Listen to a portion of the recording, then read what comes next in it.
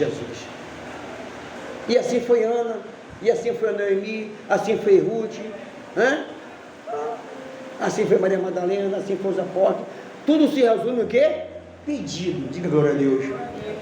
Uma coisa é certa, Jesus está sempre pronto para ser glorificado com as bênçãos que Ele quer dar para nós. E nós temos que estar sempre disponível a orar, pedir, acreditar, ter convicção de que você vai receber. Por exemplo, você tem certeza da sua salvação?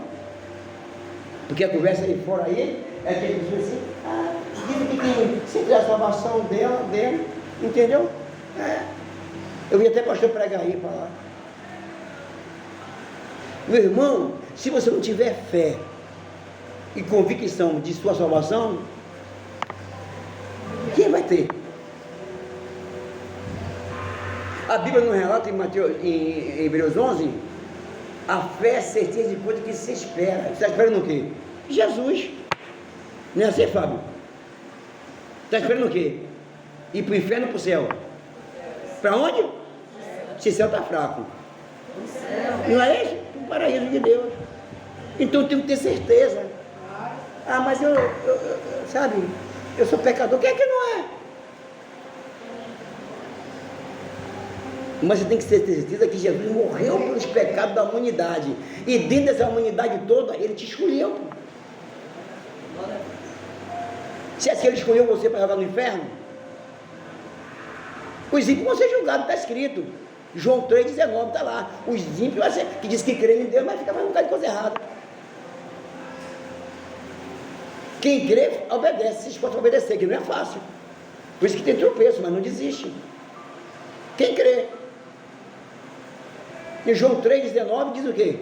Mas aquele que não creu, serão o quê?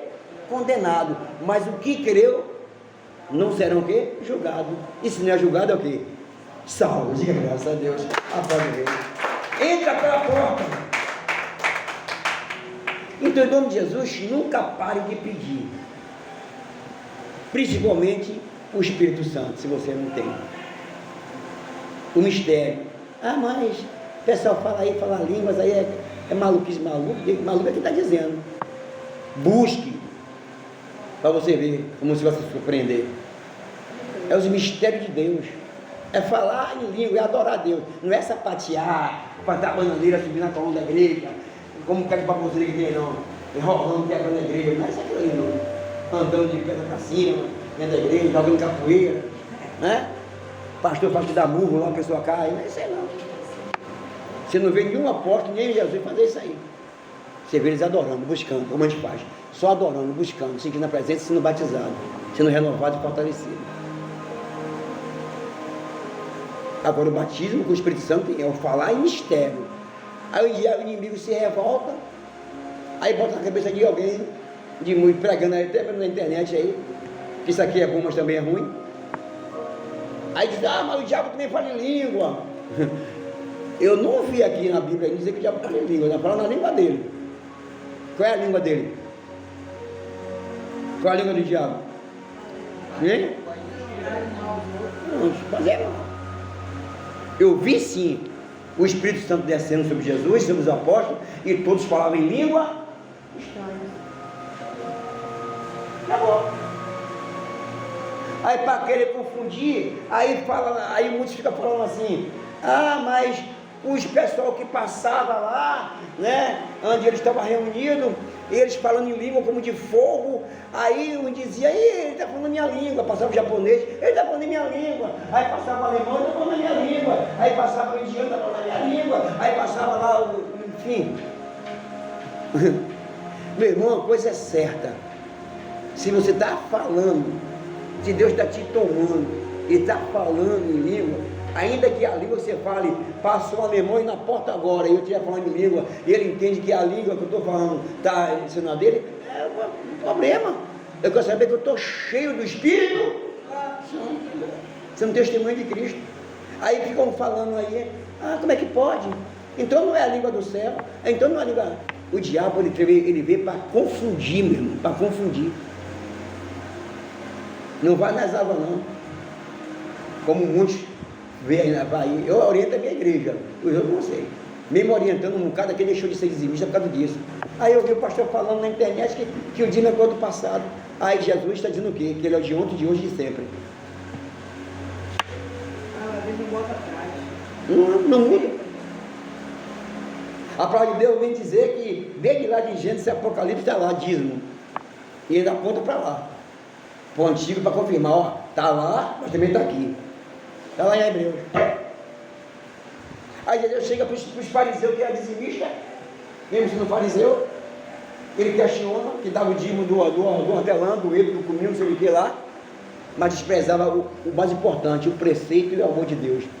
Aí Jesus diz assim, olha, deveria ser dizimista sim, mas não pode omitir as demais coisas, você tem que buscar o reino. Aí eles ficam aí trabalhando para poder levar as pessoas a desobedecer a Deus.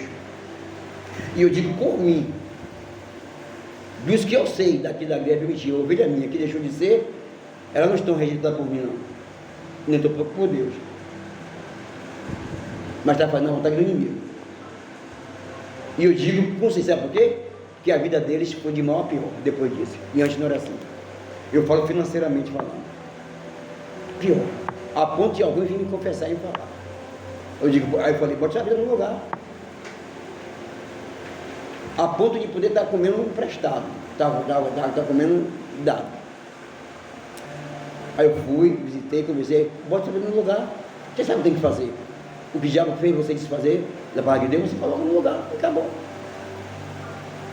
É, pastor, eu vou fazer, vou botar, me enganei. Não, te enganaram. Aí o que é que Jesus fala lá em Mateus 23? Meus filhos, cuide para que ninguém vos engane. Aí o inimigo mete aqui, você fica ouvindo um bocado aí. Aí você resiste. Daqui a pouco o inimigo vai lá, usa uma pessoa.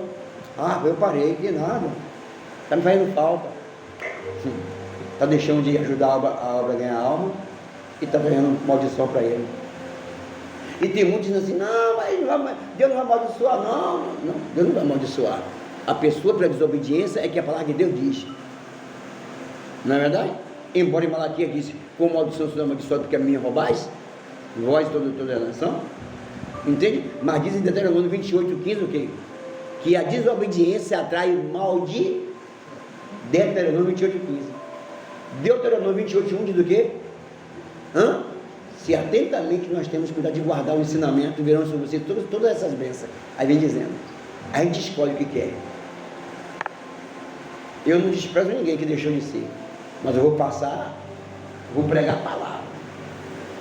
É assim que eu aprendi desde o início, já são 36 anos, é assim que eu vou ensinar, é assim que eu vivo, é assim que eu vou fazer, porque eu preciso ser obediente a Deus para poder ensinar a você e a todos, porque eu preciso pregar o que eu vivo e viver o que eu prego por causa da serpente. Diga graças a Deus e aplauda o rei bem forte. Amém?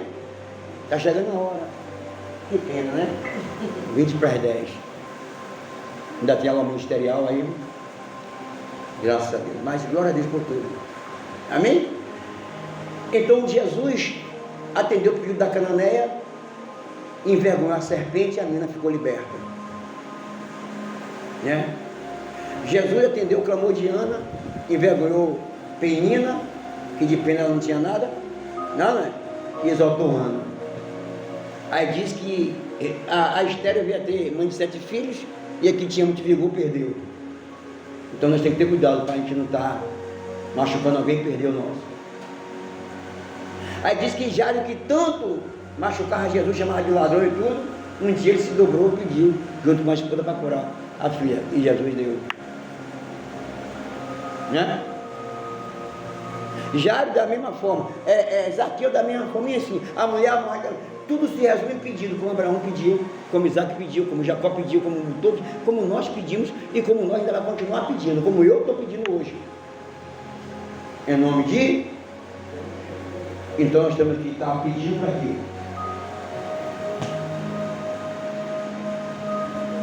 Para emalar a cabeça da serpente. Diga graças a Deus e aplauda o rei bem forte no nome de Jesus.